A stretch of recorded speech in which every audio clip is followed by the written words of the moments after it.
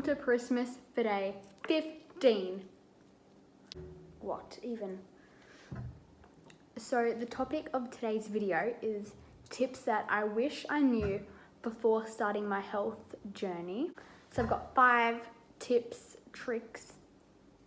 These are all based on what I've discovered and what I've learned. Okay. Right, not much else to say. Let's just get into it. The first thing you should know before starting your health journey is finding a goal. So you need to have a goal in order to know what you need to do. For me, my goal right now is to gain weight and muscle.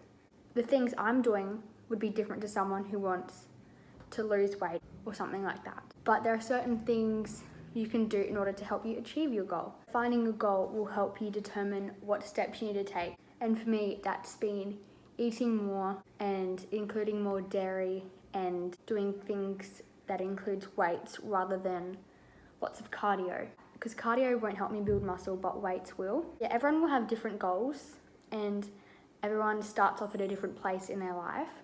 So some people might already be pretty fit and healthy. Other people might have no clue at all about being healthy, and that's fine. We all start there.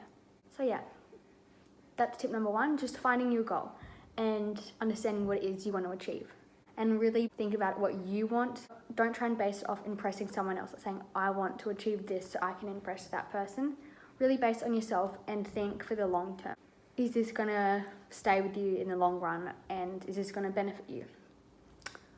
Tip number 2 is don't base all of your decisions on trends from Instagram and stuff and photos off of Instagram. Like, there are some pretty ridiculous stuff that just pops up here and then. And I think that can really play with people's mindsets if they see things like eat this and not that.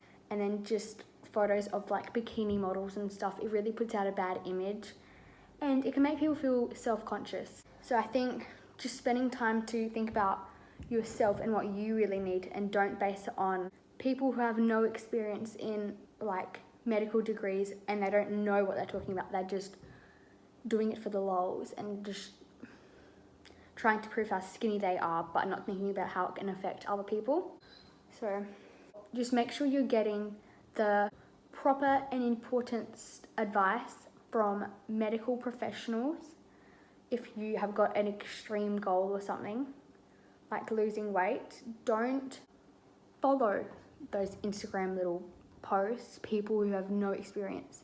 Go to a dietitian, anything, and see what they recommend, because they're the ones that have been studying in university for years. These people have just opened up an Instagram account and just posted random stuff saying, do this, it's life-changing, you're gonna be so skinny after.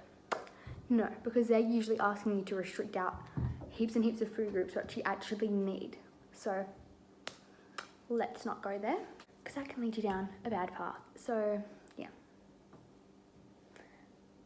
That leads me on to point number 3. Point number 3 is that you shouldn't restrict yourself from anything. So if you are trying to follow a diet which is saying low carbs, low fat, whatever, and if you don't think that you could live like this your whole life, then probably don't do it. Because after you've finished your diet and you've restricted the carbs and fats for a long amount of time, when you decide to eat them again, you're literally just going to gain all that weight back on, and then you're going to be back in square one. So what you should do is have a balance between everything. Go to a dietitian, see what they recommend if you don't know what to do with your diet, but have them junk foods and just treat yourself here and then. Like, the world's not going to end. You're not going to die. You can eat what you want. Just make sure it's in moderation and in balance. You're not going to be happy if you're just forcing yourself to eat a certain way, if it's not really what you would normally eat, if it's not what you like, and if you feel like you're just being pressured into eating a certain way, which is not really what you do. Just eat what you feel like, but make them healthy choices here and then. And then slowly you'll start incorporating more and more healthy things. And you won't need to like worry about junk food and healthy food. You just have a nice balance between all. Shut up! Tip number 4 is don't compare yourself to other people. As I said before, we've all started off somewhere. We're all at different points in our life. We all have different body types, different genetics. Genetics play a huge role. That's just kind of what make up how you are. So you can't really control them.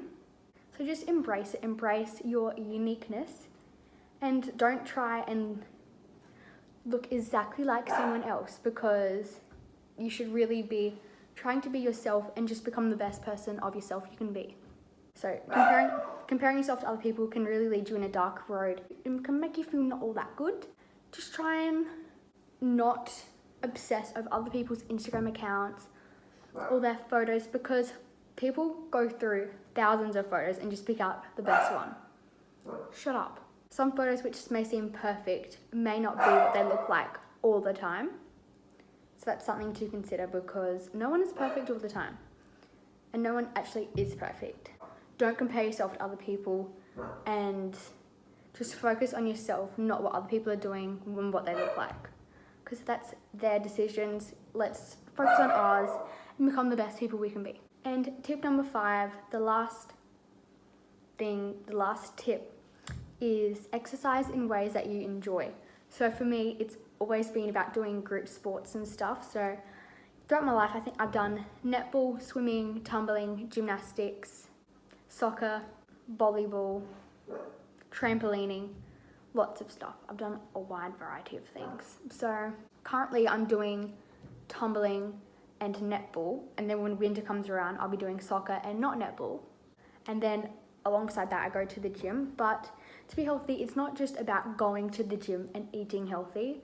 Like, it can be so much different than that. You can do dance, you can do any sort of sport you want, or maybe even just walking, or if you prefer running, then you can do running, and that can be your sport and way of exercise. There are so many different things. I recommend just shaking it up, doing a variety of things, and finding what you like. And it can even get more specific than that. Like, do you like weight training or cardio, or a mixture of both, functional training?